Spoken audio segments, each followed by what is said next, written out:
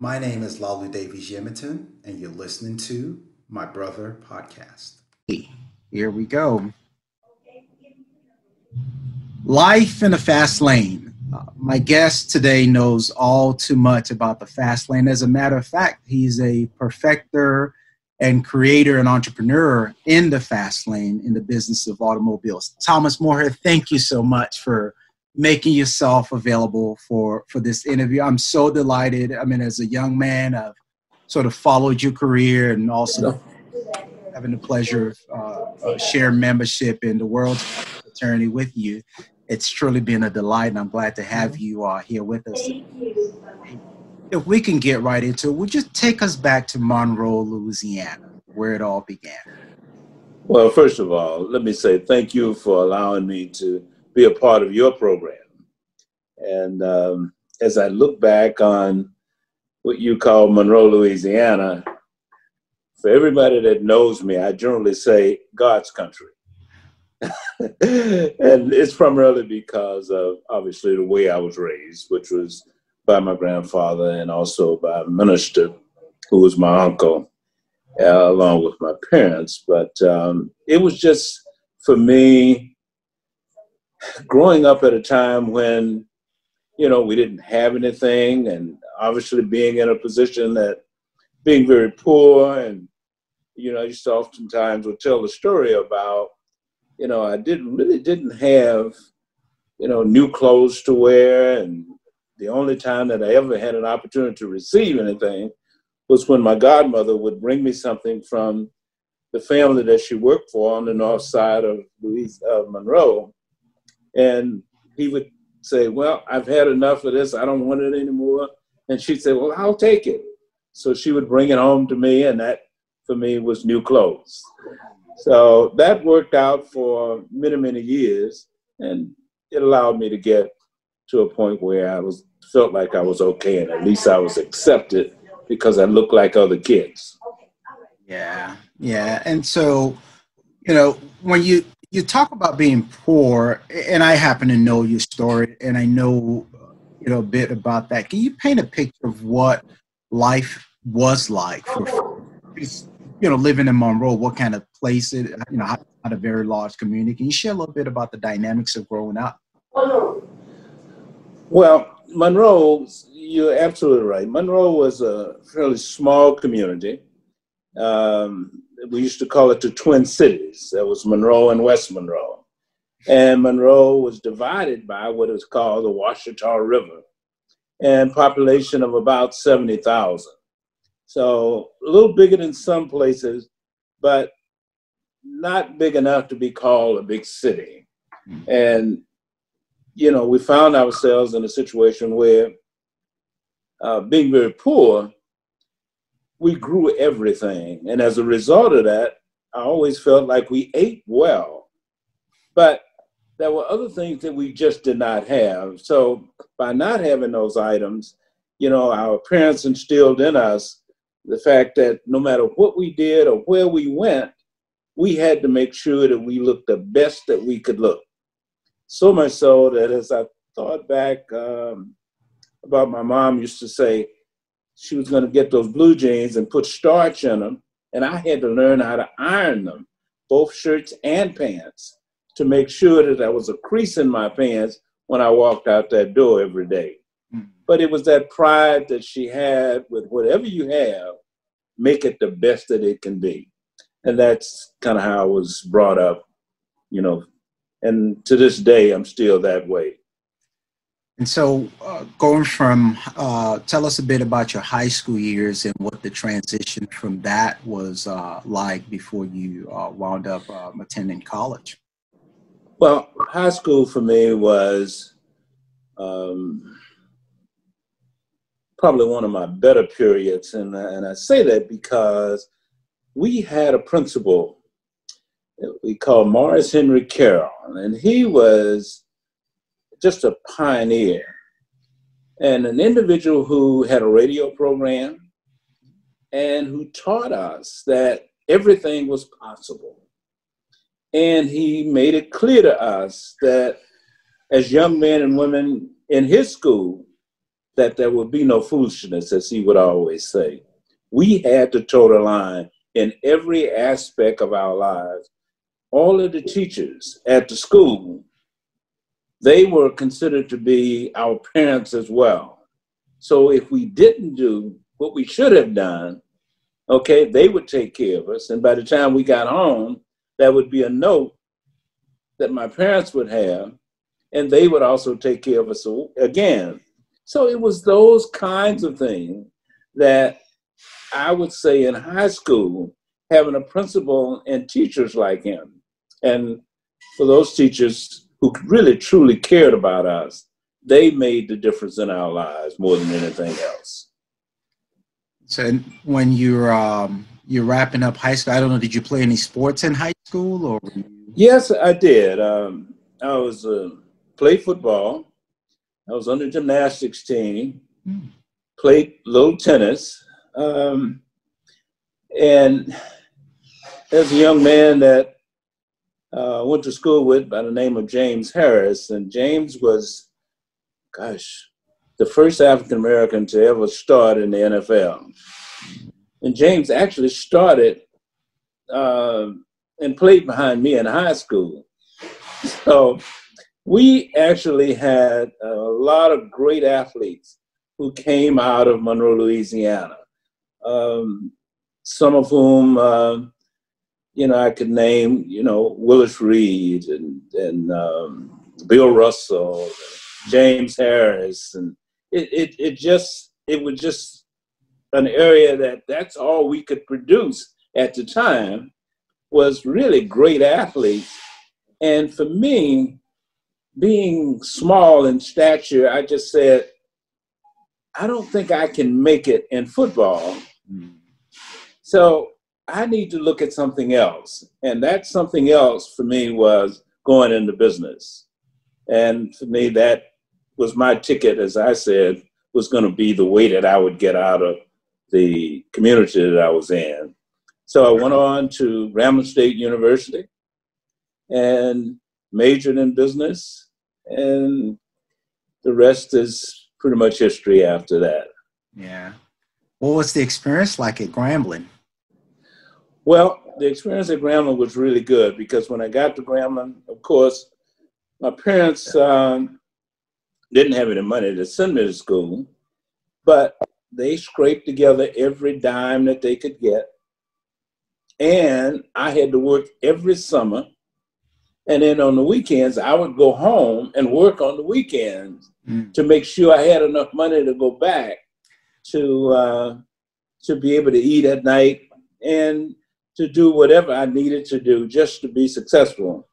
So I will say, from a sports perspective, I actually went on and I played tennis at Grambling because by the time I got to Grambling, I was so beat up from football that I just couldn't play. And after I recuperated from, some injuries that I had, I went out for the tennis team and also the gymnastics team and was fortunate enough to be able to get a partial scholarship there that helped me to take some of that burden off of my parents. And that's how I made it through Grambling. So you said you saw business as your ticket out. Were there entrepreneurs that you were around growing up, or how did you determine that business was that ticket? Yes.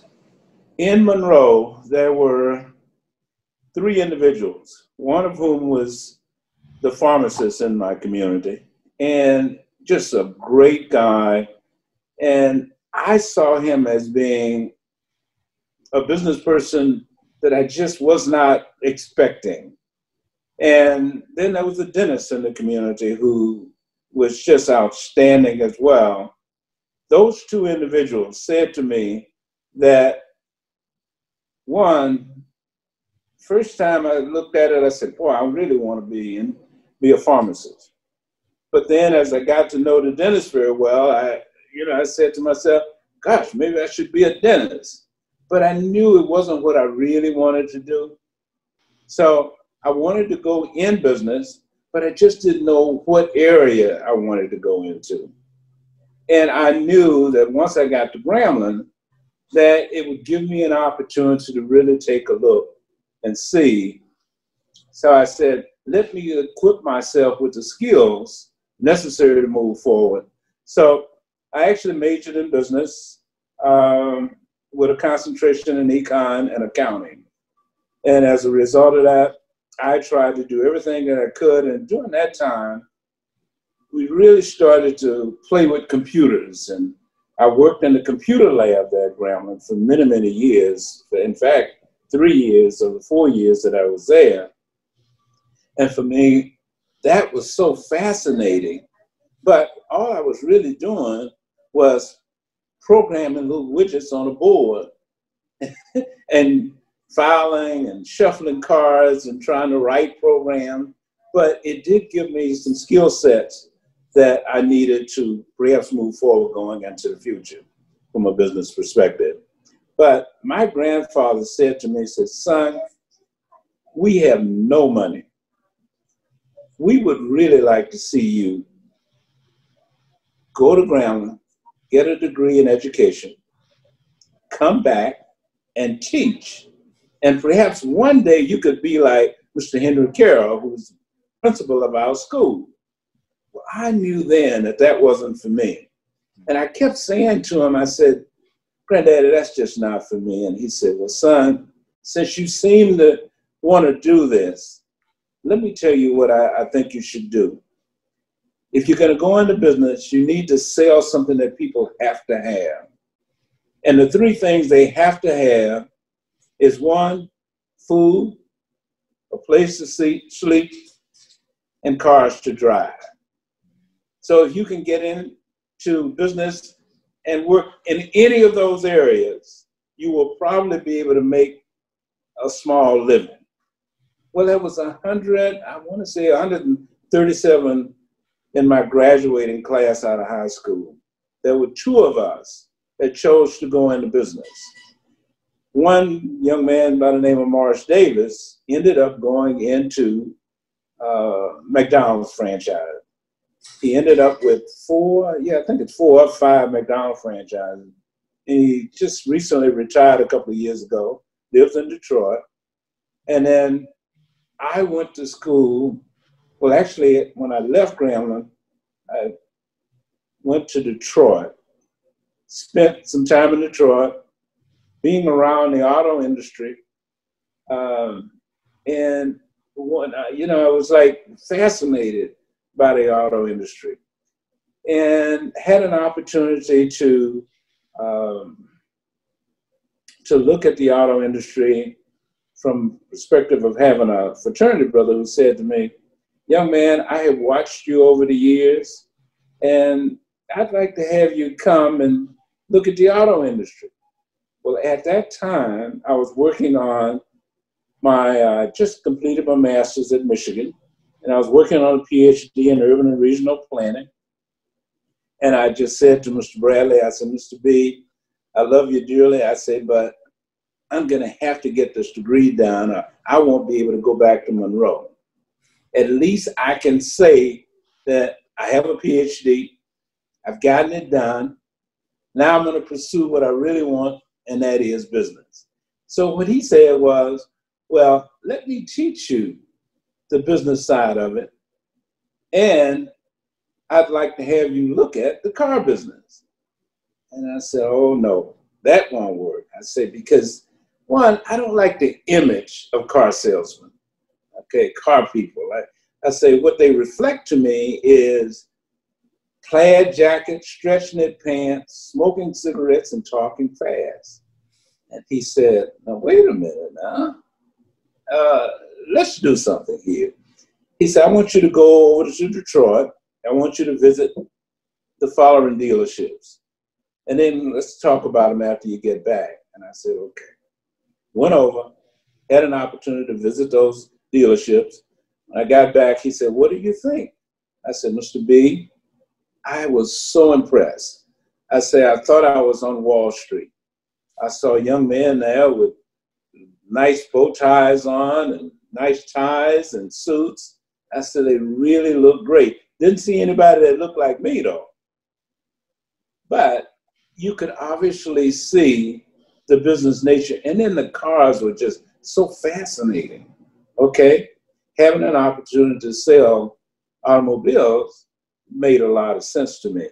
But it just wasn't what I really wanted to do. And I guess I was caught up in that whole thing about how people perceive car salesmen. Mm-hmm. And he said, okay, let's talk about it. After about 10 different meetings, he finally said to me, let me show you my financial statement. Let's take a block of time. So we looked at 10 years of his financial statement. And in looking at those 10 years, I could obviously see the cyclical nature of the business. There were times when you would have 5, 6, maybe 7 years of really great business. And then you would drop off. In about 3 years, you find yourself scuffling and just trying to make ends meet to stay in business. And that just wasn't appealing to me. And he said, well, it's the nature of the business, but let's look at what you can make in this business. He said, if you allow me to teach you this business, in 5 years, you'll be a millionaire. Well, I stood up. I said, be a millionaire? Well, you know, for me, it sounded good, but it really got my attention. So he said, now, what I want you to understand is that you need to really learn this business. I said, well, now, what does that really mean? Because I got to go and talk to my wife about this. I was 2 courses short of the Ph.D. and the dissertation. So I knew that I was so close to that, first of all, that goal of getting a Ph.D., that I just did not want to give that up. And he said, how much money are you going to make with that Ph.D.? I said, Mr. B, it's not the money. He said, wait a minute, it's always the money. And I said, well, I guess in some ways you're right. I said, but I'm sure I'll probably end up making $60,000 to $70,000 a year.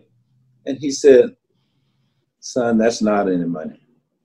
And he says, in showing you the statement here, you can see the kind of money that you truly can make. So he said, you have to decide. And I said, well, all right, let me talk to my wife. To make a long story short, I went back and I said to him, I think I'm going to give this a try. And he said, okay.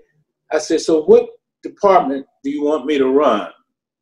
What will I manage? And he said, first of all, you can't manage what you don't know. I said, well, then what do you want me to do? He said, well, come in and let me teach you the business. And I'm going to start you off for 1 year, and I'm going to put you in sales. And I said, oh, my gosh, in sales? And he said, yeah. He said, but the problem you're going to have is all of your colleagues at the University of Michigan are going to come in here buying cars, bringing their cars in for service, because we were in Ann Arbor, Michigan. And he said, everybody's going to want to know what's wrong with Tom. Can you handle that? And I said, of course I can. Well, you know, he says, you're taking a step back. What that really taught me, that if you want something bad enough, that you're willing to take a step back in order to make a step forward, that you truly can't make a mistake along the way. So I sold cars for the first year. But before I went out, I said to him, I said, tell me, who's the best salesman that you have? And he said, well, why do you want to know? I said, I just need to know. And he said, that young man that's out there on the lot, he sells about 33 cars a month. He grosses about X. And I said, oh, okay. I said, well, if I came to, you know, in here and if I would come in here and start working for you, I'm going to beat that young fellow out there on the lot. I'm going to be your best salesman. And he said, oh, sure. He said, just learn the business. And that's how I got started in the car business. So, you know, a couple of fascinating observations about, you know, how your story sort of unfolded. One, You started out with business in mind, but you sort of taken a detour because you got your master's degree prior to pursuing your Ph.D., but you were still committed, to pursuing business because that was what you set out to do. So I think that's important. And then too, it's interesting to have you talk about your hesitation because of people's perceptions. And I think a lot of times entrepreneurs are faced with that very issue when they want to take a risk, a step out. That's true. Folks who don't have people in their families who've been entrepreneurs, raising in the son. That play comes to mind when you think about the son who decides, hey, father left some money, I'm going to go try to make it out on my own. So those are some important pieces. But then this Mr. Bradley took an interest in you, but not only took an interest, he took the time and was compelled enough to want to spend the time essentially almost convincing you that, hey, son, this is what you really want to do. So can you just talk about how important those, a confluence of those things were being, you talk about the need to be persistent in pursuing that big goal, which was business. You also had the hesitation because of perception, but yet it was this persistent figure who was determined to help you be successful. So I just think that those are some important pieces, and sort of how the story comes together. So any thoughts you have about that? Well, first of all, let me say that Mr. Bradley was a real pioneer. He was a fraternity brother and one of 3 individuals that started in the industry. Went to Michigan State, got a degree in accounting, and worked in the accounting department at General Motors. And as he looked at financial statements that was coming across his desk, he decided that he wanted to own a dealership. And he was one of 3 individuals that got a dealership. So I had a role model who was a fraternity brother and who was willing to teach me the business. And as a result of that, that was probably the biggest, helped me make the biggest decision in my life to make that move, to really start out and let him teach me the business. And the way we did that was a program that GM had at that time. They were just starting it, and it was called an in-house dealership training program.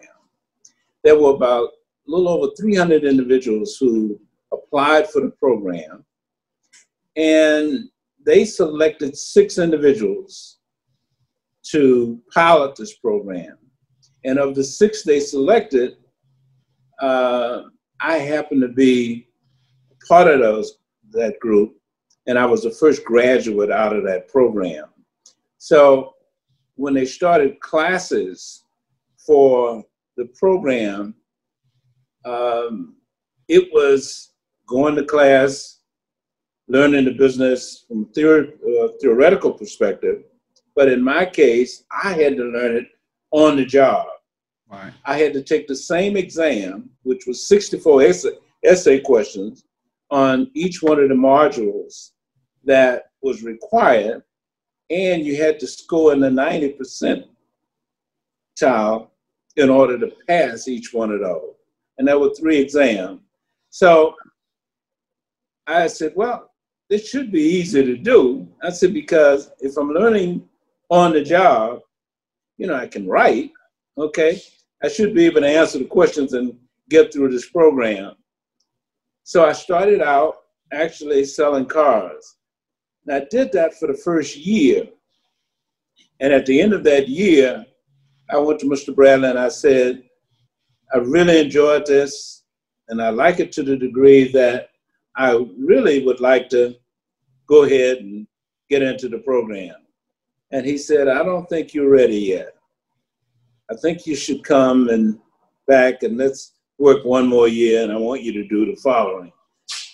And I was like, oh no, this is not going to work for me. And he said, well, I just got the Cadillac franchise. I'd like for you to take over the Cadillac franchise and manage that for me. And then he assigned me to another individual who worked at General Motors, who was also a fraternity brother, who actually taught me the business from a corporate perspective. And having a combination of those two capital men, okay, that worked with me to teach me the business was really what I said was probably the true foundation that I got to be successful. In fact, one day what I said to him was, Mr. B, how do I ever repay you for what you've done? And he said, young man, the way you repay me is I want you to reach back and grab another young man or young lady and bring them along and pay it forward. And he said, that's going to be a part of your black tax. That's how you repay me to help them be successful as well. And that's how I really got started. I got into the program. I was the first graduate out of the program, did really well on the exams, obviously. And as a result of that, started out and I had to go out and get a dealership. Well, getting a dealership was pretty tough. And it was tough because I had to do so many things to prepare myself to be able to perform at that level. And the biggest problem I had was, overcoming everybody saying, you're not going to make it, and this isn't going to happen. You're giving up all of your schooling at Michigan. And I said, if Mr. Bradley was able to do it along with his cohort, I can do it as well. But having good mentors really helped me to move to the level that I did. I want to tell you about some of the things I had to do with Mr. Bradley. After being in sales, my next job there was working in the parts department. And he said to me, I want you to go to the parts department next week. So Monday morning when you come in, I want you to put on a little white shirt and your blue pants and work in the parts department. I said, okay. So I walked in the parts department, and when I reported, the young lady gave me a rag and told me to stock the shelves. And I said, wait a minute, stock the shelves? And she said, yes. So first of all, you got to learn about parts. And I went in, cleaning and stocking the shelves taught me about the whole process and things that I had to learn there. When I finished that, I went to the body shop and worked in the body shop. And when I finished in the body shop, the next stop was to work in the office. So after working in the office, what he was really trying to get me to see, you have to make the journeys in all of the various departments to understand how it comes together in the office as you bring everything to some degree of closure. And by doing that, it allowed me to understand the business and put myself in a position, as he would always say, if you know every aspect of your business, you will never be held hostage by any one individual. And if you have to let someone go, you should be able to step in and do that job. And that's really what happened. And that, for me, has always been the way that I learned every aspect of the car business and all the other things that I actually had to do in life. Yeah. So you've gone from, really starting and learning the basics. You were able to take the course, get through all 64 modules, you graduated, and then you've gone through really learning. And I'm so glad you made that point about the importance of learning every aspect of your business. It's such a prized knowledge base that I think oftentimes, we can get, people who go into business want to have staff and they think being a boss is delegating, but it's so, essential that you know the business so that when things break or when things are being run inefficiently, you perhaps have some perspective of, hey, here's how we might course correct. But after you've done all that, now you've got to go try to get your own dealership. What did that require? How long did it take? And how did you put the financing together? Well, the way I did the financing part of it was, first of all, in order to get into the program, at that time, you had to have 65,000 unencumbered funds. And of course, not having those funds, I was truly in a situation where I couldn't go to my parents to say, and my grandfather to say, I need to borrow, because they didn't have it. But while I was working, Mr. Bradley said to me, when you come in here, I want you to start saving every penny and start trying to accumulate the dollars that you need. So by the time I bought a house, my first house, and I started I'd go to work at Mr. Bradley's during the day. I'd go home and I'd put sweat equity into my home, and I would do everything that I could to this little house that I was in. And I just kept building it up and adding little things to it. And when I got ready to go into the dealership, I sold the house. I was able to take the funds from the house, the funds that I had saved, and pull together enough money. And along the way, I did have to borrow a few dollars from individuals, but that allowed me to have the funds necessary. My first store cost me, in terms of my equity, about $140,000 to get started. And that 140 certainly gave me an opportunity to buy my first store that was in Omaha, Nebraska. Right. And when I got ready to go to look at that store, Mr. Bradley went along with me.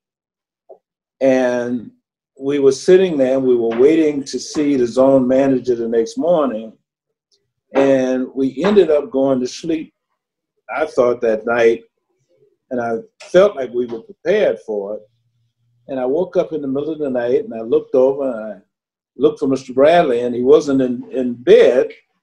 And I walked out into the next room and he was sitting there, and he had his, he was an accountant by training. So he was there and he was just going over the numbers. And I said to him, I said, Mr. B, what are you doing? He said, well, I was just concerned about this and I was concerned about that.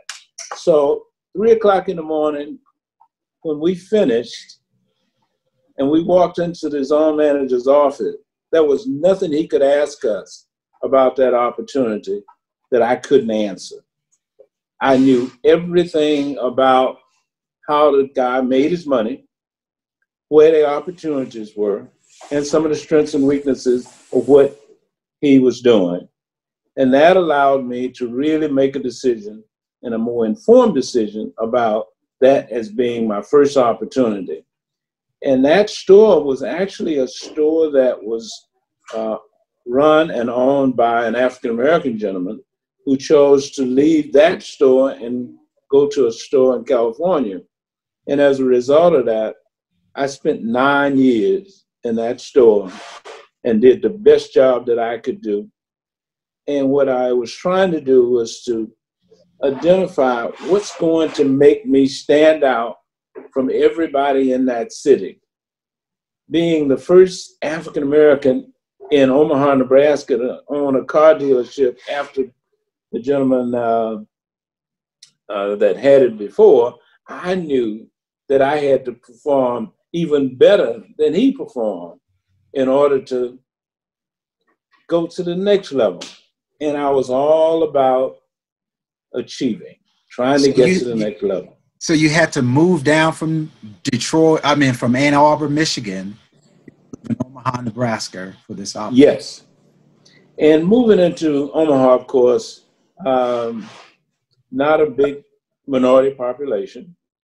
And in fact, the whole state of Nebraska was about 1.6 million people. Okay. And minorities comprised about 4% of the population there. But it was really a great town and a great place to have a business. And that's where I cut my teeth on learning the business and really having my first store. And I bought my second store in Decatur, Illinois, and I bought that store primarily because of a friend who was dying of cancer. And he called me one day and said, I'd like for you to buy my store. And I said, what do you mean? He says, I have cancer and I know they aren't going to do right by my wife. And as a result of that, I'd really like to have you buy the store, buy the land, and make sure she's okay. So if I can ask before you get deep on the Decatur store, how long was it from you starting the process to being able to finally buy that Omaha, Nebraska? I know you said you had gone through the school, gone through courses, worked for Mr. Bradley a couple of years. I'm just trying to get a sense of how many years that took before you could land on that store. It took me 4 years. Okay. For a program that was supposed to be 1 year.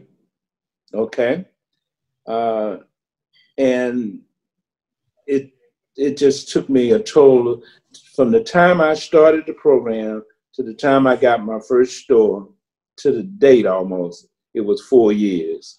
And that was not because I couldn't have gone into the program earlier, but Mr. Bradley just kept saying to me, I really want you to truly understand every aspect of the business.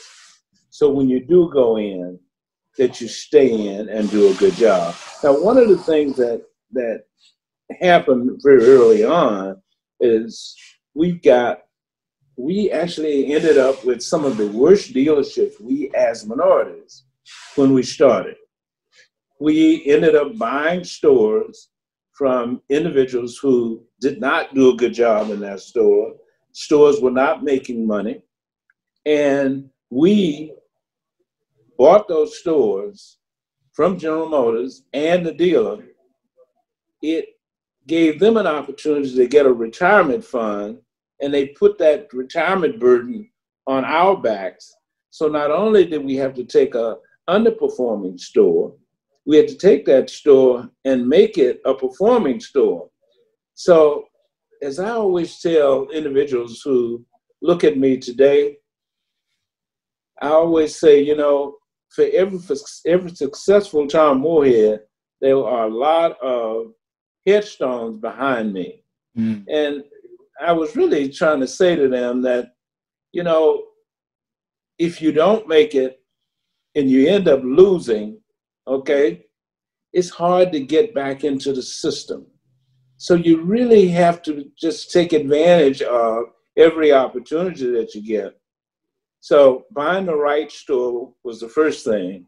And then secondly, making sure that you can run that store and run it well. And when I started in the store, the one thing I said to my staff was that we won't be the cheapest store. We won't be the most expensive store. But what we will be is the best service component that they will ever come in contact with in the automobile industry. So we built our store based on service. And that is to say, all of the little things that we had to do to make sure that we were successful had to be done based on being the best service component in all of the store. If you, as an individual in Omaha, Nebraska, would go to a service station in our community and you say, I'm looking for Sentry Buick, which was the store and the name of the store that I have, and tell me something about that store. What you would probably hear would be, they're located at 114th and Dodge. Well, tell me about the store. You know anything about it? And you probably get a guy who would say, best service department in town. And by that was what we tried to build as a foundation. And what happened to me in that situation was, it was a country club there. It didn't have any of us at the country club, of course. But I had the president of the country club call me one day. He was on his way out of town, had a Riviera that he needed service on. And his wife, the car broke down on his wife. He called me and I said to him, don't worry about it. We'll take care of her. We sent somebody out. We picked up her car, gave her a car to drive. serviced her car, washed it, filled it with gas, took it back to her, picked up our car. By the time he came back, you know, he came out to see me and he said, young man, thank you so much for taking care of my wife. As a result of that, he started sending us more customers from the country club. That really kind of helped us. So another thing that I guess that I found that was really funny was one Saturday afternoon, one of my salesmen was working on trying to sell a car, and the lady said, you know, she would come back on Monday. So he came to me and he said, everybody's gone. This lady wants to buy a car today. I said, well, you go sell the car and I'll get it cleaned up. And he said, okay. So I went out back, I washed the car, cleaned it up. She came out and she said, young man, would you get that spot for me over there? And there's another one over there. And I said, yes, ma'am. So I hit all the spots she told me to get. So she went back inside. She said to the salesman, she said, here's $5. Give that to that young man out there. And she said, and the young man told her, said, ma'am, he won't take it. And she said, what do you mean? It's not enough? And she said, no. He said, no. He said, that's the owner. She said, no, that's the owner washing the car? She went to school the next day, and she was sitting in the teacher's lounge, and she told a story. They called the newspaper. The newspaper came out and did an interview with me. And when they did the interview, in the interview, the guy said, you washed the lady's car? I said, absolutely. I said, because the boss in our store is Mr. and Mrs. Customer who walks across that threshold. Without them, we might as well lock our doors. So I can't do anything until I sell a car. Can't sell parts, can't sell another one, okay? So I have to sell that car. So not having anybody there to do it, I had to do it myself. As a result of that, I started getting people coming to the store and they would say things like, I will buy a car from you if you clean my car up. Not a problem. So, you know, when I started having stories that was written about me in terms of the things that I had to do in order to be successful, it just started to help to build my legacy and how I started. Yeah. And that's what took me to the next level and the next store. And that's really what it was. So let's come back to your friend who's unfortunately afflicted with cancer and calls you and has concluded they're not going to do right by his wife. And so if you pick up the story from there. I told him, I said, okay, I'll buy the store. But it was in Decatur, Illinois. And Decatur was a very, very small town. And I knew that it was going to be tough on me in that town. But I wanted to help Ed in any way I could. So my son, you know, we were getting up on Sunday morning to go to church. And, you know, I was looking for a church that had an 8 o'clock service. And the reason being is that I was brought up by a minister. And he said to me, he says, on Sunday morning, I expect you to be in somebody's church every Sunday morning. And as a result of that, I ended up saying to my son, let's go find that church. Well, in the course of trying to find that church, we got to the church. Can you hold on just 1 second? Sure. All right. I had some workers that were here. Yeah. And they were doing something that had caused me to do that. So hopefully. No problem. I was able to pause that, so no worries at all. Okay. So, you know, when we got to the church, my son said, Dad, this is a white church. And I said, son, it's the only one that has early morning services. So we're going. It's a white Baptist church. So we went to the church. We walked in with a couple other African-American persons in the church. But that Monday, I had some of those individuals who was in church stopped at the store. Mm. They told my staff that my son, along with his dad, he says that young man, along with his dad, came to visit our church yesterday, and we thought we would come over and look at a car. And as a result of that, I started getting more church people coming, and it allowed me to, one, get a foothold into the community in a way that I hadn't been able to get before. And so I continued to go to the church, and I finally had customers coming saying, I know Mr. Moorehead, can I set up an account? And in some ways I felt like, okay, I would do that. So I started setting up a little account for them, and they paid. And as a result of that, it allowed my business to really grow. So you moved from Omaha to Decatur? I still had the store in Omaha. Okay. And then I also had the store in Decatur, Illinois. I sold the store in Omaha, and I sold the one in Decatur, Illinois, and built the BMW store in Sterling, Virginia. In Sterling. But at that time, were you shuttling between Omaha and Decatur, or did you Yes, I was. Wow. I was shuttling between the two. And I was doing everything I could to just try to hold both of them together. Mm-hmm. And I spent a great deal of time trying to get into the foreign car segment. And BMW, Lexus, Mercedes-Benz was an area that just didn't have people that looked like us. Mm. And I said to myself, that's an area I certainly would like to get in. And the biggest thing for me was convincing them that not only could we provide great customer service, okay, we could sell the product and we could service the product. And that's what they were concerned about. So I pulled together every article that had been written, provided for them all of the information on the things that I did that made me successful.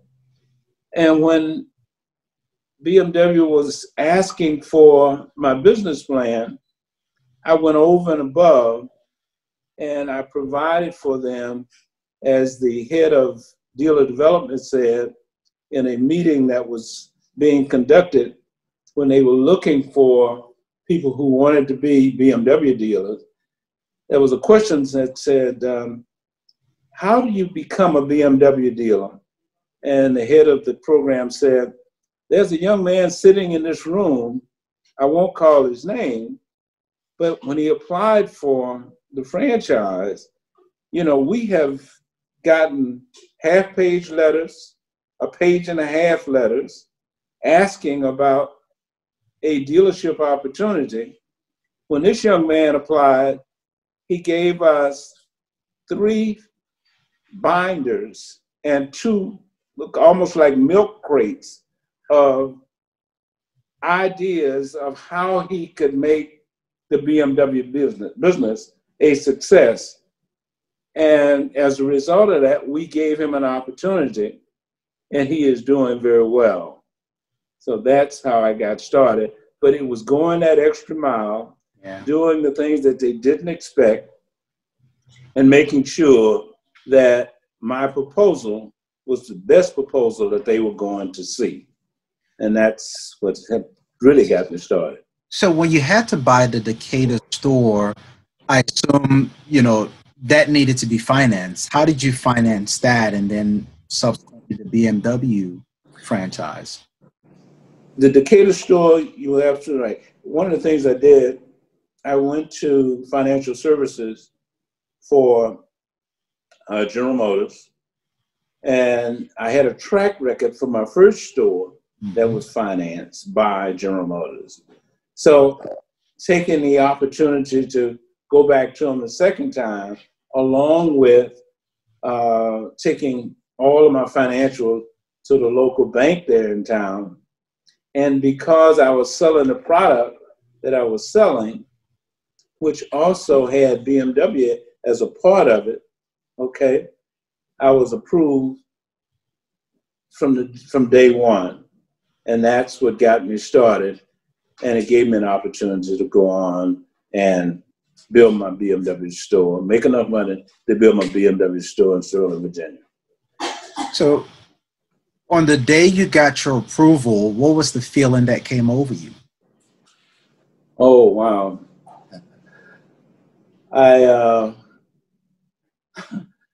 My wife, Joyce, at that time, we had been talking about it, and I had been out looking for an opportunity where I could, one, put the store, needed to buy some land and everything, and I finally got the letter of intent from BMW. And we stopped. My wife is so religious that we stopped, and whenever we had a milestone that we would hit, you know, she would always say, honey, come on, let's pray. And we would sit down and we would really pray. And getting a foreign car franchise like BMW was kind of like getting over the mountaintop or getting to the top of the mountain. And just a small statement about that. When I got my first store in Omaha, Nebraska, I used to send I sent to Mr. Bradley my financial statement every month.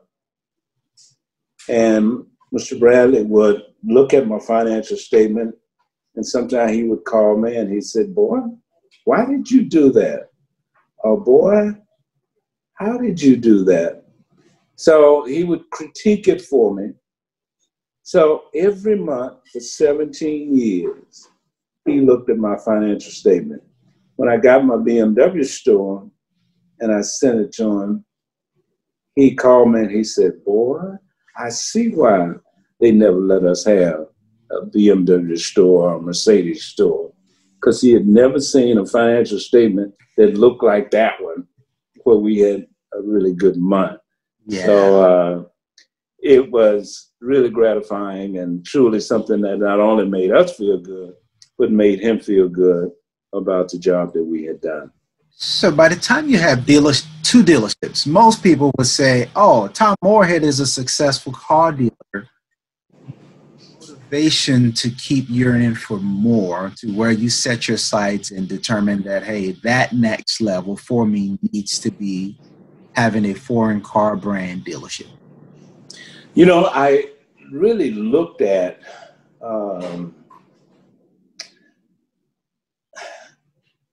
Earl Graves had such an influence on all of us. Who's the founder of Black Enterprise magazine? Absolutely. Yeah. Had just such an influence because he would do the top 100 in various fields in his magazine.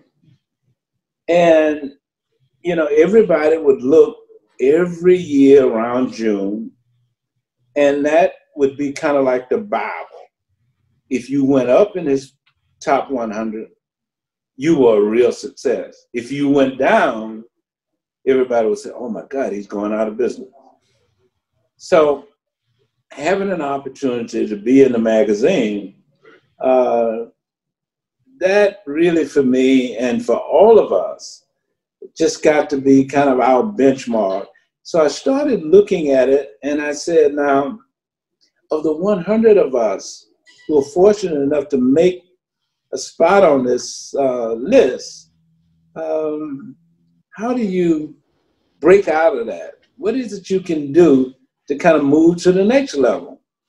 Well, I looked around at that list and all of the stores and the dealerships, as we call them, there was nothing there or no one who really had a foreign franchise.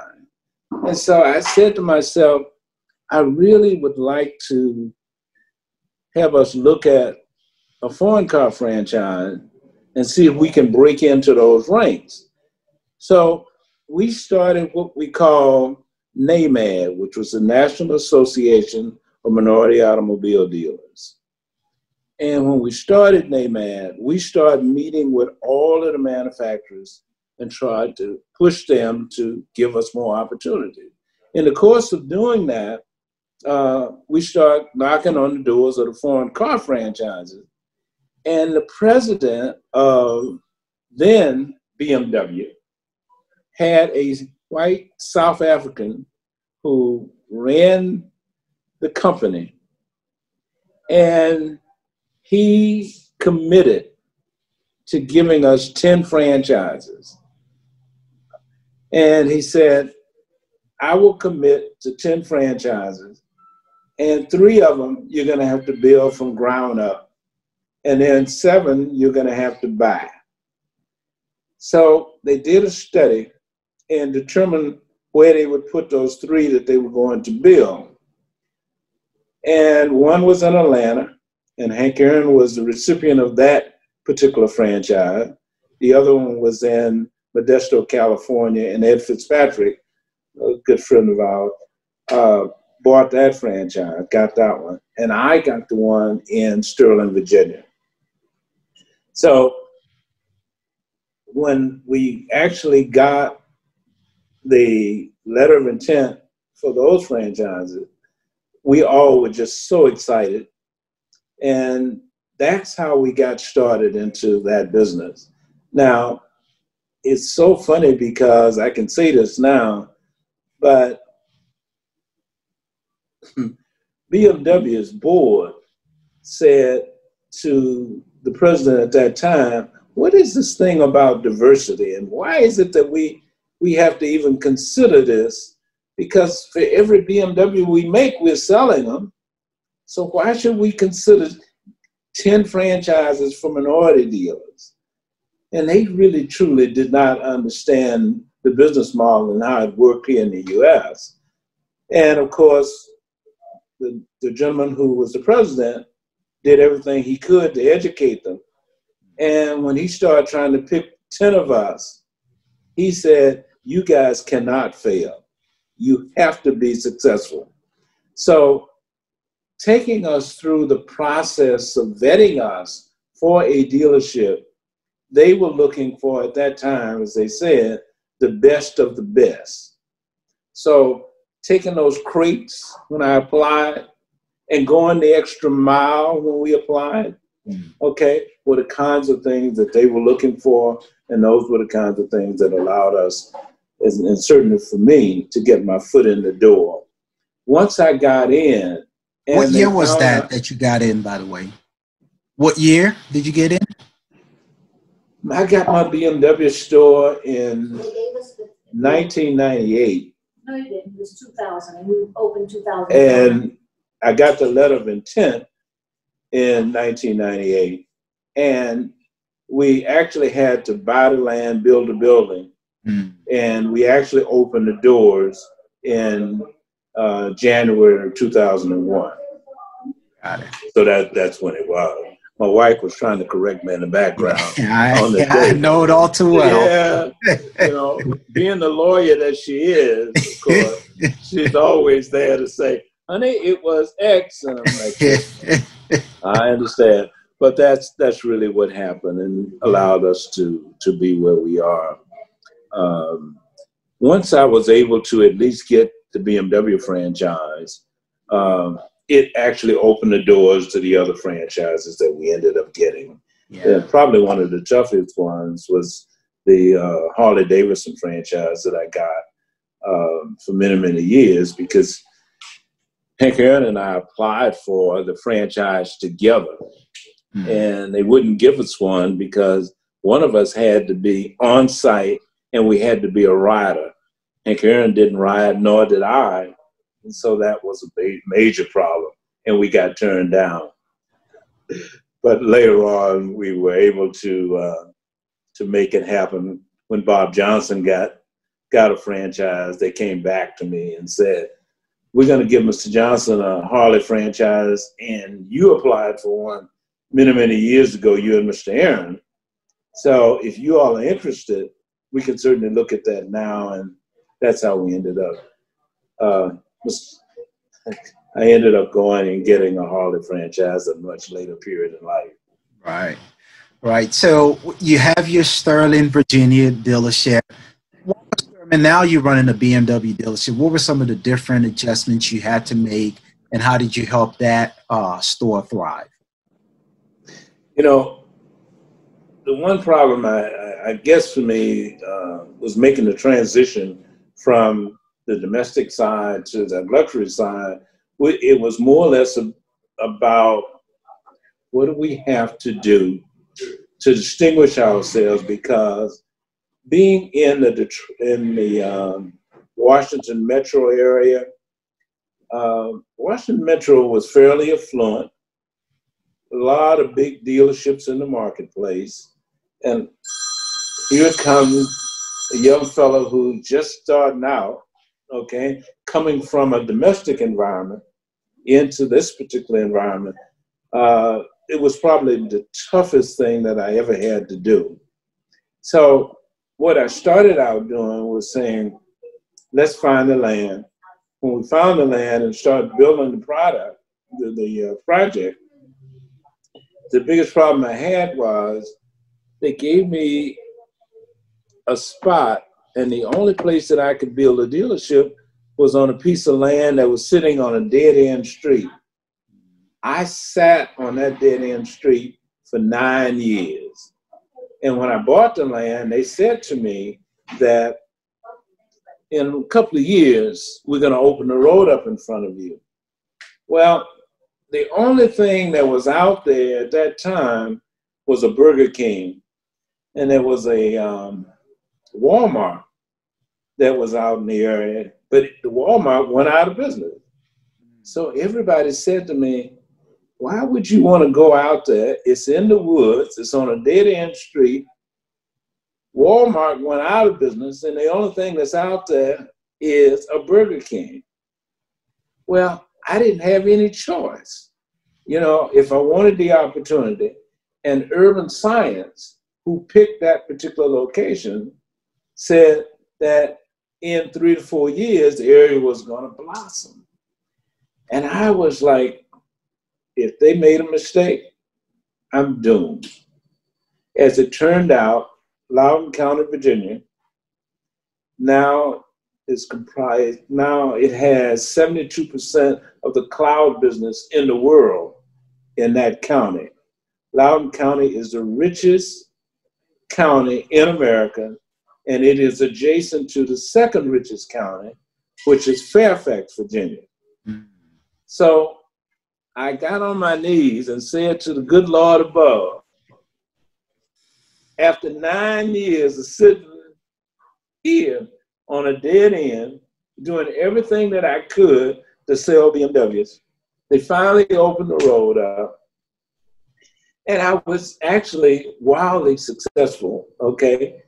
And as a result of that, the other franchises that I now presently have started to come along, and I took advantage of those as well. So sometimes, I guess, when I look back at it, sometimes taking some of those risks well, in this case, they certainly paid off, but you have to really look at and investigate every aspect of the business. You got to look at what do you think is going to be the best opportunity, and how can you max out on that opportunity in a way that is going to be good for you and your business. We started out with 27 employees. I think today we're probably just a little under 200. We've been at some point in time, we were over 200. But we've grown and grown in a way now that it has worked out very well. So we've been truly blessed.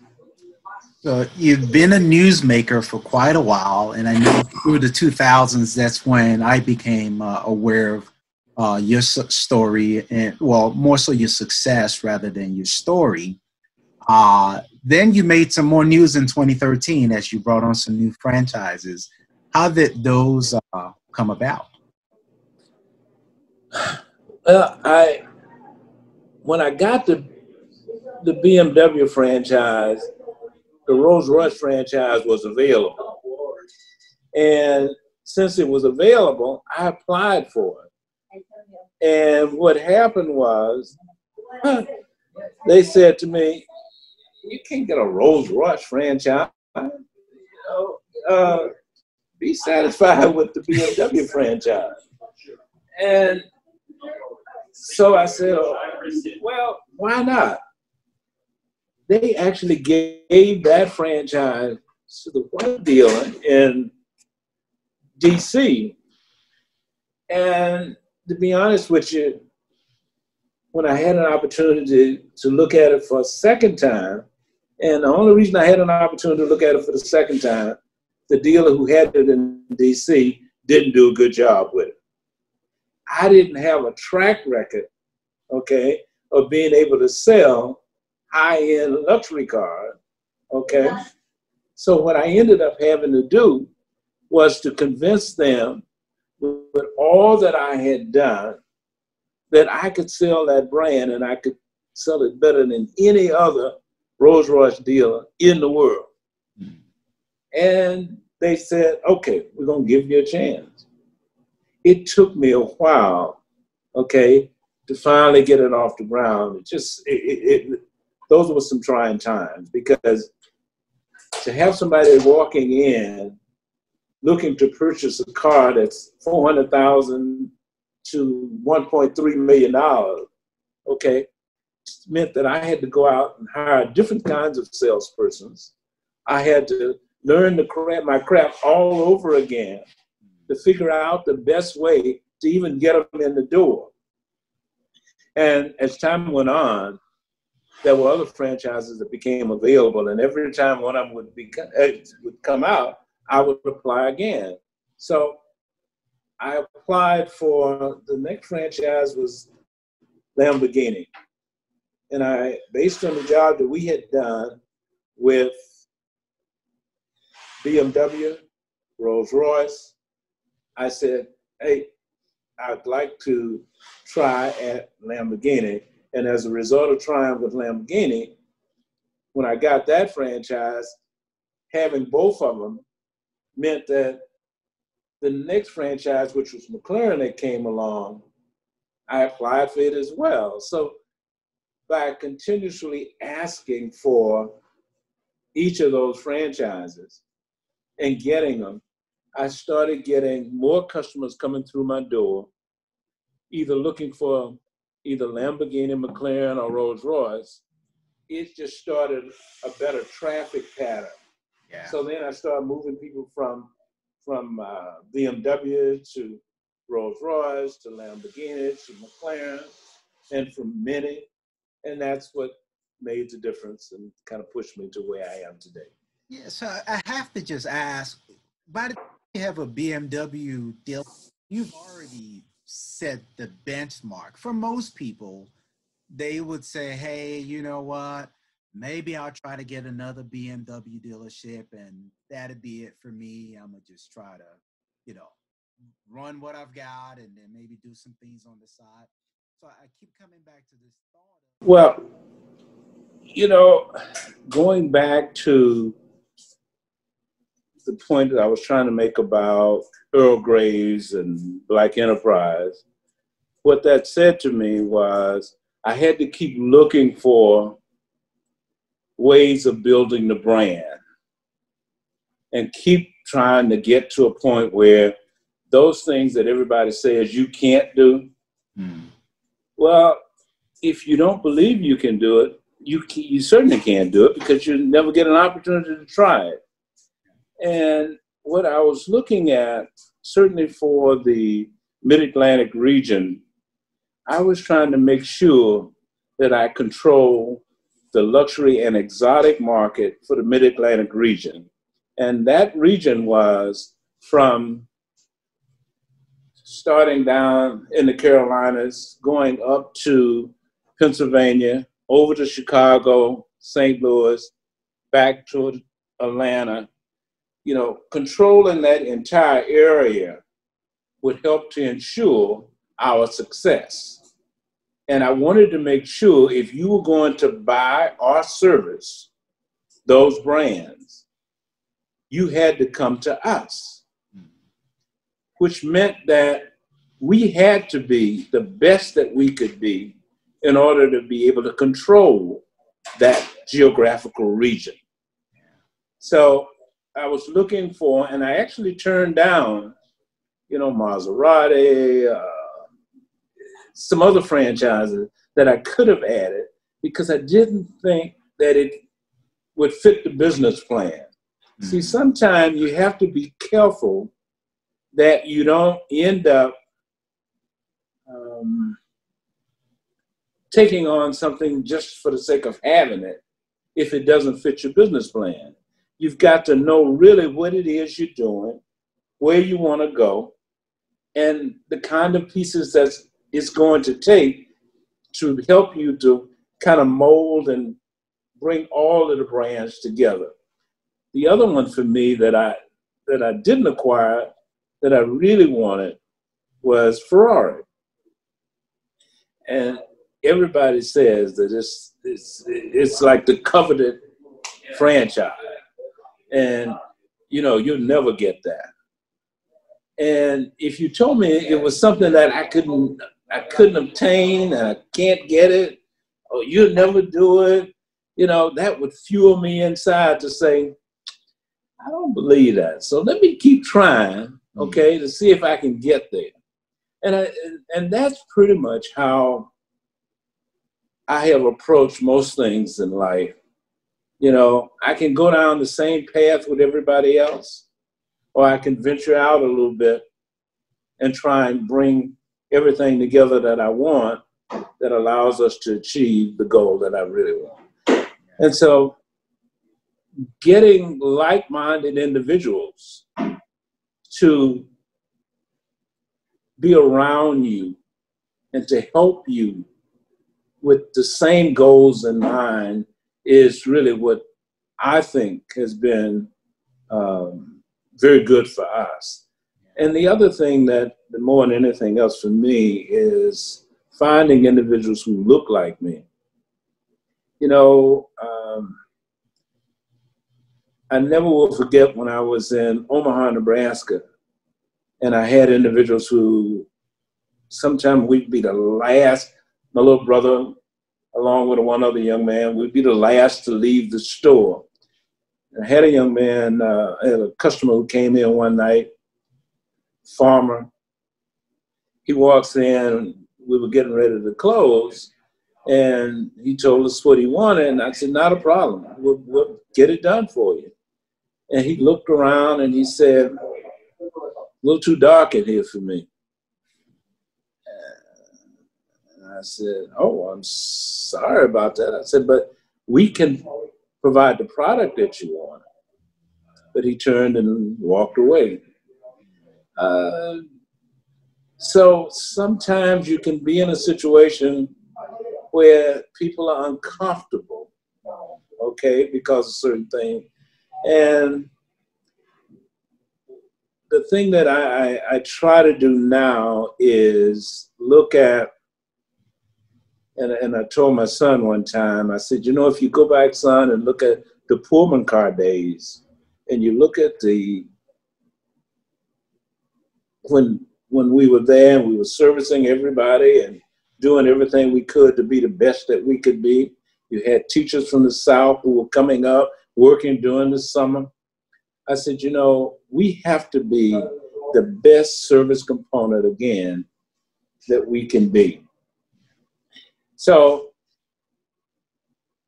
when I built my store in Sterling, Virginia, I did all of my languages. I did 4 languages, and I put it on every door of every office. So when individuals walked into the store, I wanted them to know that we're doing everything we can to make sure that we can meet your every need. If you look at the offices here, we're not going to assume that you speak English. And if you look at our website, we will tell you how many languages we have on staff. We will show you pictures of all of the individuals on staff, so you can shop with confidence that we're going to be able to meet your needs if you speak a different language than us. And I wanted us to look like the international community that we are.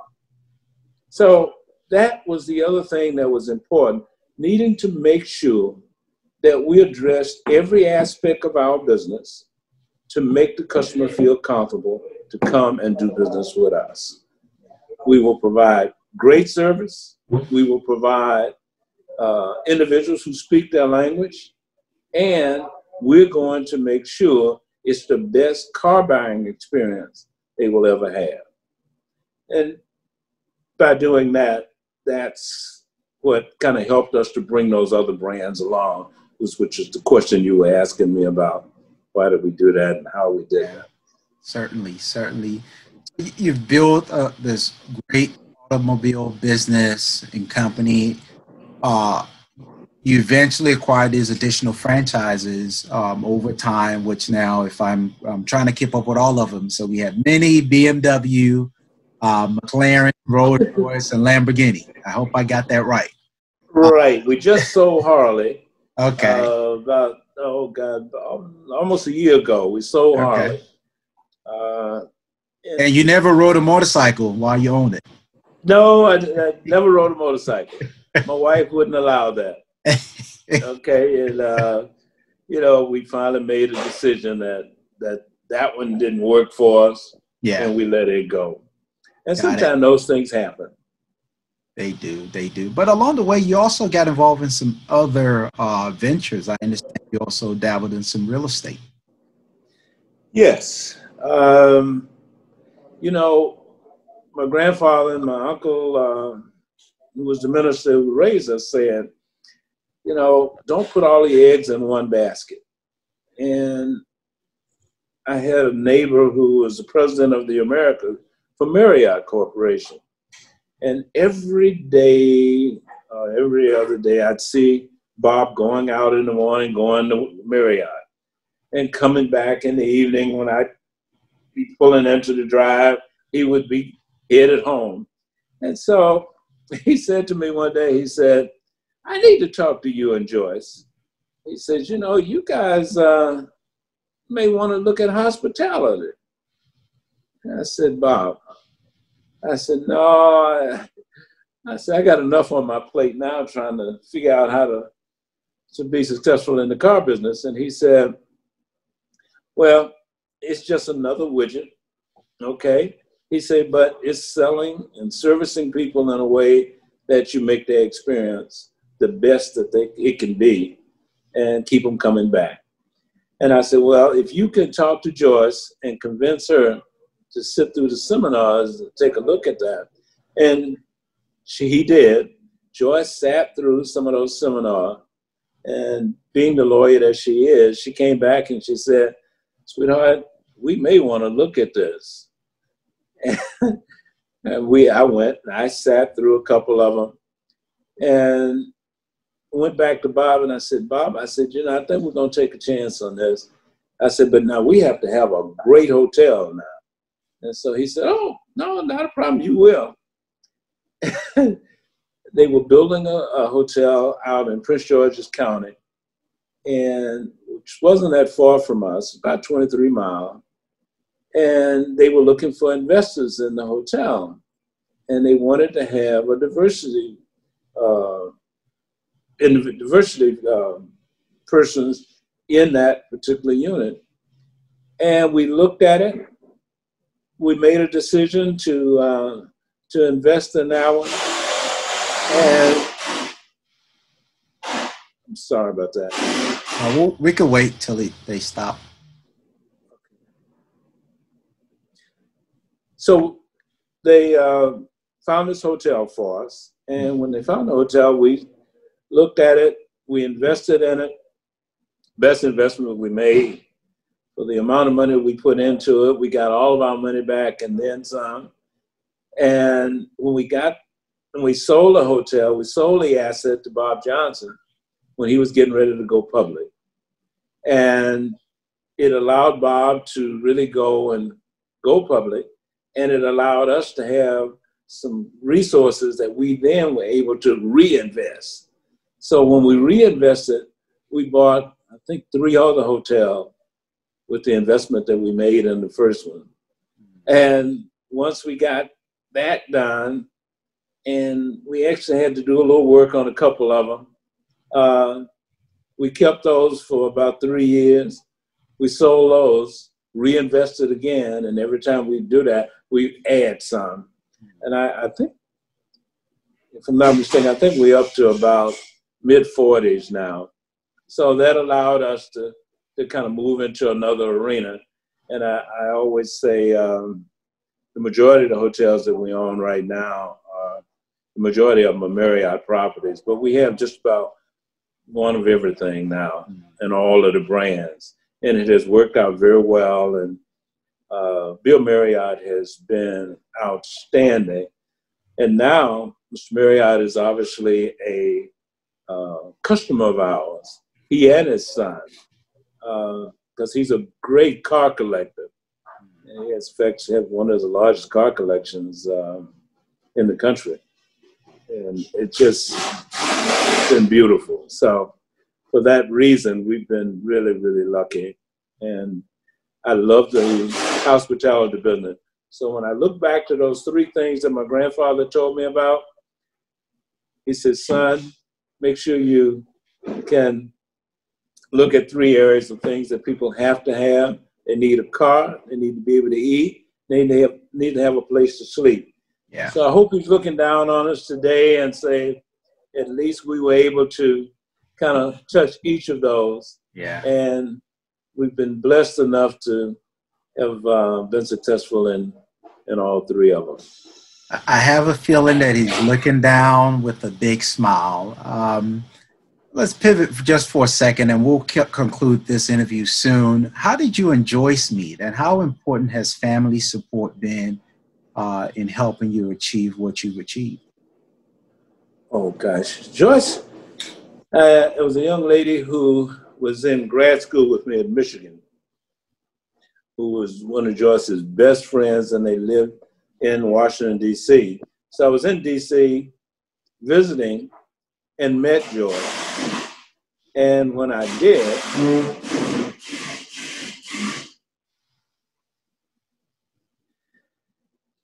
so I met Joyce through a friend who was in grad school with me at Michigan, who lived in Washington, D.C. And as a result of that, she and I met, got married. We've been married now and together for about 22 years. And Joyce has just been a tremendous partner in that I couldn't have done this by myself. And when I look at the many nights that we spent strategizing on how to get something done and needing to respond very quickly to a particular situation,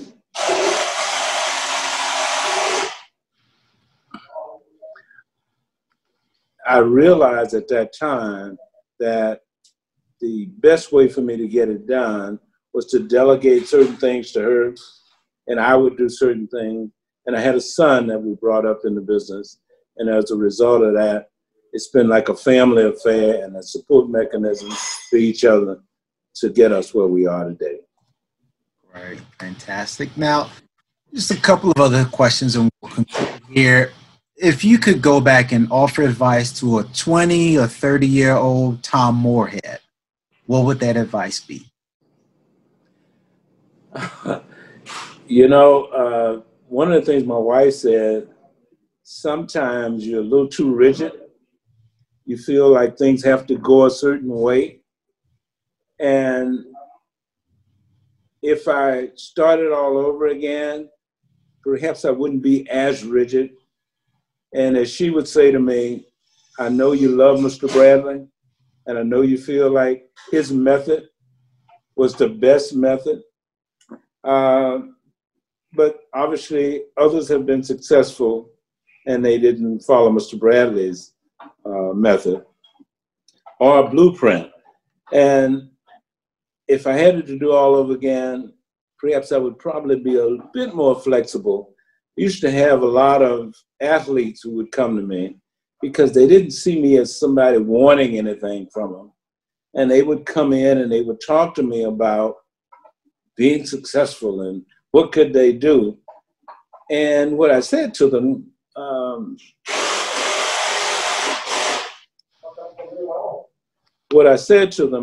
was, if you're going to invest your money, you need to know about the business that you're investing in. And so many of those young men, they get a lot of money. The thing that I said to them was that I didn't mind working with them and helping them, but I wanted them, if they were going to invest their money, to really know what they were investing their money in. I would not want them to invest money based on Tom Moorehead. And I just felt like they needed to know about the car business, the hotel business, if those were areas of their interest. I had a young man, and I have to give him a shout out, and that was Morris Chestnut. Morris is an actor who has been in probably 40 films. And Morris called me one day and said that he wanted to talk to me. And I said, okay. And Morris came to me and said, you know, I would like to get into a business that I can pass on to my kids. And acting is not one of those that I can pass on. But I'd like to get into the car business. And I told Morris, you know, what I thought it would take. And I said the same thing to him. I said, I wouldn't want you to invest your money based on Tom Moorehead. If you lost your money, then I would feel really badly. But if you're really serious, I will help you get into dealer school. And I would help you to make sure that you're going to be successful if you choose to go into the car business. And he, to his word, he said, well, let me call you, and I can call you tomorrow. What's a good time? I said, Morris, call me at 8, and I have a couple of appointments, and we'll go through it, and I'll give you my impression. And in the course of doing that, he called the next morning, 8 o'clock sharp. And by the time we got done, after about an hour, I said to him, I said, where are you? He said, I'm in California. I said, oh, Morris, I said, you know, we could have done this, you know, in the evening. He said, well, no, I have to be on the set at 6:30 every morning. So I get up, I go and work out, then clean up and make it to the set by 6:30.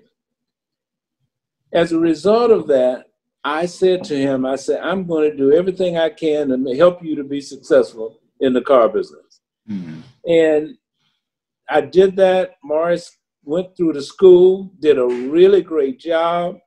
He now has a couple of stores and dealerships out in California.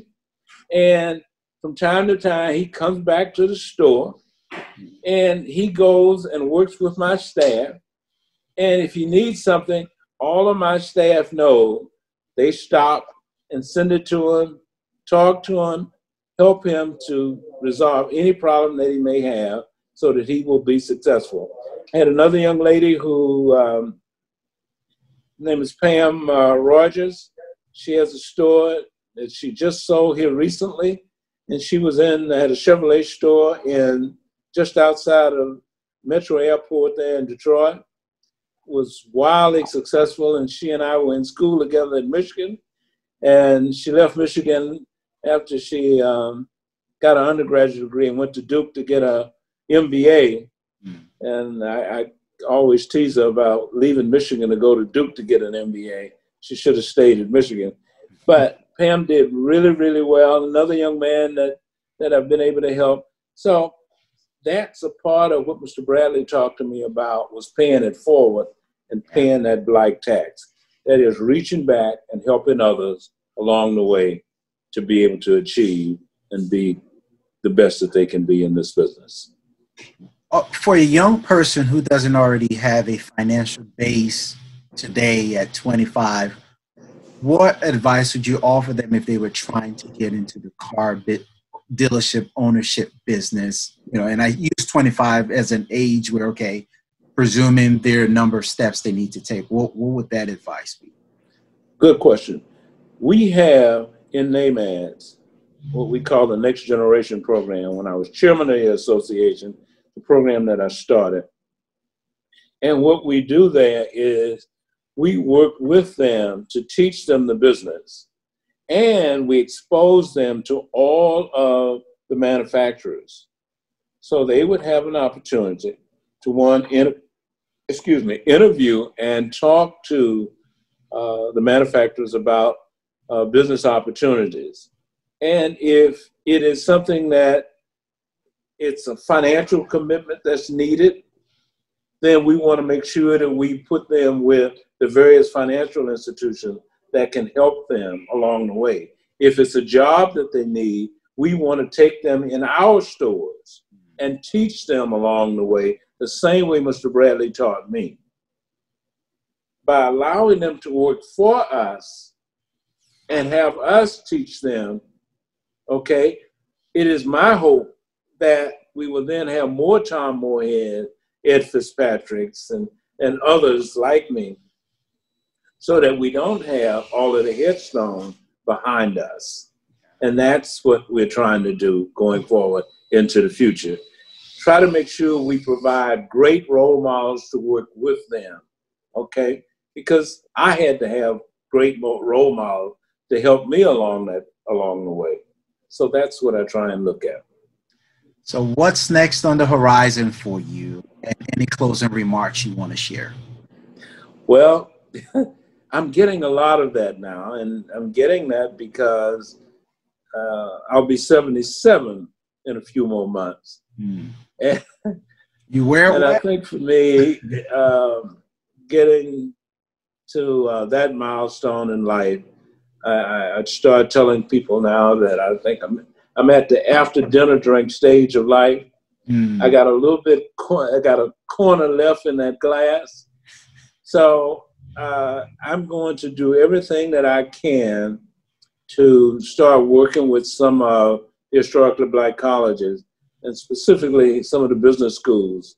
And what I'm asking those of us who are now at that after dinner drink stage of life, we need to reach back and start doing whatever we can to help young folks come along. A word of advice to young people who would like to get started, whether it's this business or any other business. The thing that I've always said to them is that in every business, there are certain percent guidelines for profitability. You need to learn every aspect of your job, but you also need to understand and know those percent guidelines for profitability. Now, we have been fortunate to be successful in the car business and in the hotel business, but there was one that I didn't make it in, and that was the restaurant business. And I didn't make it in the restaurant business because there were four of us, three young men, one of whom was myself, from Monroe, Louisiana, and we had another friend out of Detroit. We went into the restaurant business in Ann Arbor, Michigan. And the store, we built a Creole restaurant, and the store did really well in the beginning. And we had one of us whose parents had a barbecue place was actually the one that was running it. Well, when the business started out, we did so well that I said, gentlemen, we need to get somebody who really knows the restaurant business to make this a success, because we could take this and franchise it. And the gentleman that was running it said, oh, no, I can do it. I can handle it. Well, when I started to look at it, our personnel cost was running 37% of sales. Well, the industry said I should have been at 18 to 22%. So you could obviously see we were out of line. And being out of line, we needed to bring it back in line in order to continue to be successful. But I had 1 vote out of 4, and I got outvoted. So the lesson learned in that was I didn't want partners going forward into the future. And if I was going to make it, I was going to make it based on Tom Moorehead, okay, as opposed to having partners that I couldn't control the environment that I was in. So what I will say is put yourself in a position that you learn every aspect. Like the day I walked into the parts department and she gave me that rag and told me to wipe down those shelves, I had to do that. When I worked on the service drive, handling service customers who were coming in and meeting all my colleagues from Michigan wanting to know what was wrong with Tom Moorehead, I had to take that step back.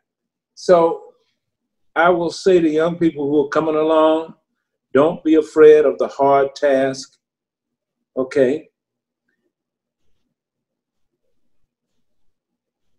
Be the best that you can be at whatever you try and do. And do what you do with your might. Things done by halves are never done right. And that's what my uncle used to always say to me. Be the best that you can be in every aspect of what you do. Things done by halves will never be right. And that for me was something I never forgot, okay?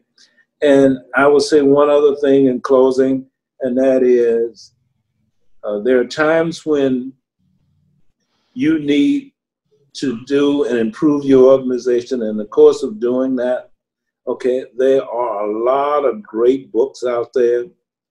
And if you select some of those that will help you to be the best that you can be in your chosen field, okay, you want to always make sure that your employees hear the word from somebody other than you all the time.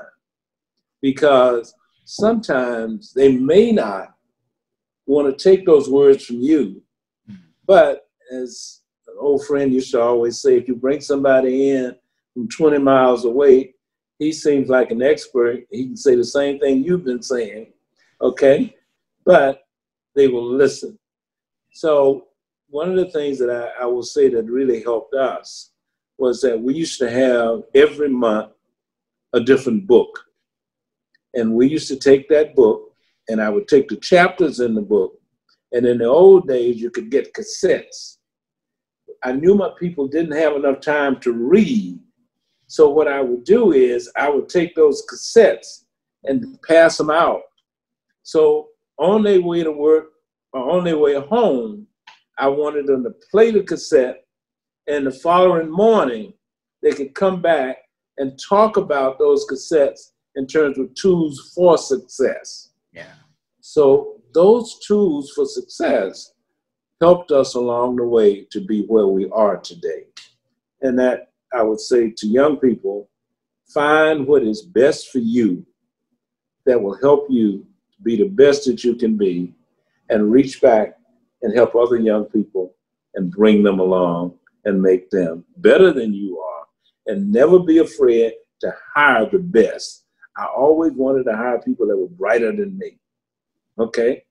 They had to bring to the table something that was better than I could bring to the table. So always surround yourself with the best and the brightest you can be. Always hire the best and the brightest, and you get what you pay for. Every time I start a business, I'm not looking to pay the least amount. I'm looking to pay for the best talent I can get, because I want to win every time.